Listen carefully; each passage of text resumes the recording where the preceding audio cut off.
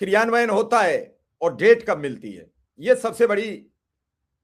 Basic की grant को लेकर बेसिक शिक्षा निदेशक को पत्र लिखा गया है। कल सभी शायद शिक्षा मित्र संगठन के नेता शिव कुमार शुक्ला के घर जाएंगे। कल उनके पिताजी का त्रयोदशी संस्कार है, और जब वापस आएंगे तो इस पर बात करेंगे। और हो सकता है कि आज सुशील यादव मिले हों, अभी मेरी बात नहीं हो पाई है, बात हो जाती तो मैं निश्चित बताता। और भी कई लोगों की खबर थी 62 वर्ष को लेकर, कई के संदेश आ रहे हैं, कई लोगों को वो मैंने प्रपत्र भी भेजे हैं। आज उसका पोस्ट भी वायरल हो रहा है।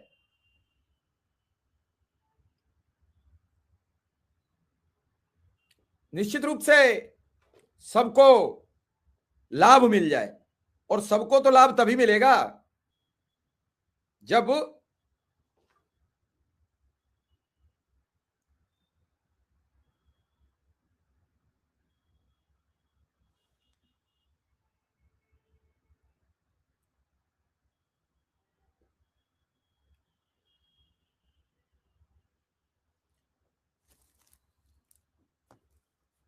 आर्थिक ऐलान हो जाए। कार्यक्रम में ये नहीं कोई कहेगा कि हम जल्द करने जा रहे हैं। कार्यक्रम में तो ऐलान होगा, कार्यक्रम का मतलब ही होगा ऐलान, अगर डेट मिलेगी तो। इसमें कोई दो राय नहीं है। असल में समय समय पर शिक्षा मित्रों के बीच और अधिकारियों ने सरकार और शिक्षा मित्रों के बीच एक अखाड़ा खोल दिया। जैसे बीच में एक शिक्षा निदेशक आए, उन्होंने बेसिक का बहुत कुछ नुकसान किया। वो बीजेपी के कद्दावर नेता के रिश्तेदार हैं, उन्होंने बहुत नुकसान किया। उन्होंने शिक्षा मित्र की 2 वर्ष आयु घटा दी। पता नहीं उन्हें इससे क्या मिला, पता नहीं हुआ उनको क्या कुड़न थी सरकार और शिक्षा मित्रों के बीच।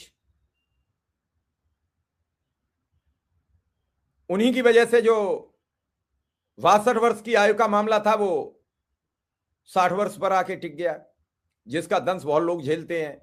आज अगर 2 वर्ष का वक्त और मिला होता तो जो अभी इन महीनों में सेवानिवृत्त हो रहे हैं, उन्हें भी साल 1.5 साल जो बढ़ा हुआ मानदेय मिलता, वेतन मिलता, सुविधाएं मिलती, वो उनको सबको भी मिल जाती बेचारों को।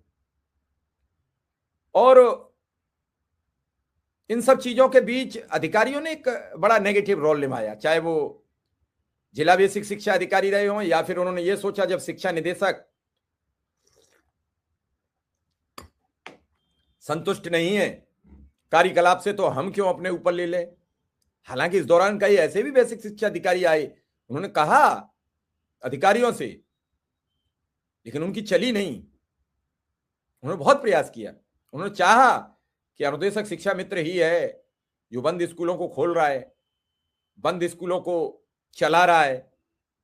लेकिन उनकी जो जिनकी संख्या कम होती है या जिनके पास सबूत पेपर वर्क कम होता है, उनकी बात सुनने वाले कम लोग होते हैं। ऐसे में ये एक बड़ा सवाल बनता चला जा रहा है। अभी भी शिशुपाल सिंह चंदेल जी लिख रहे हैं कि आज तक समर कैंप का पैसा नहीं आया जालौन में। रोज समर कैंप पर चर्चा होती है, समर कैंप के मानदेय के बारे में चर्चा होती है, लेकिन फिर भी जिन जिन पदों में नहीं मिला उनके जिला बेसिक शिक्षा अधिकारियों के कान पर जूं नहीं रखती है। उन्हें लगता है कि हम अपने घर से ये देने जा रहे हैं। पता नहीं वो क्यों रोक के इस पर कुंडली सांप की तरह मार के बैठ गए हैं कि आगे न बढ़ जाए, ये पैसा जिन लोगों ने काम किया उन्हें मिल न जाए। तो ये कई अनायास होते हैं, और ये अनायास ऐसे ही नहीं होते हैं। इनका एक कॉकस होता है, और वो कॉकस हमेशा ये चाहता है कि एक वर्ग विशेष इससे परेशान रहे, और वो परेशान रहेगा तो उनको नमस्ते करता रहेगा।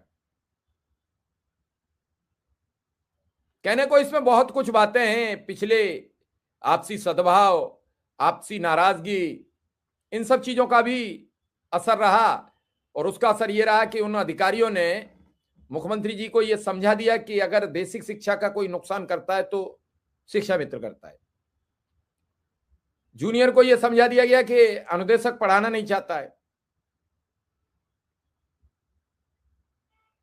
इन सब लोगों ने उन्होंने समझाया कि वो गांव का रहने वाला है शिक्षा मित्र।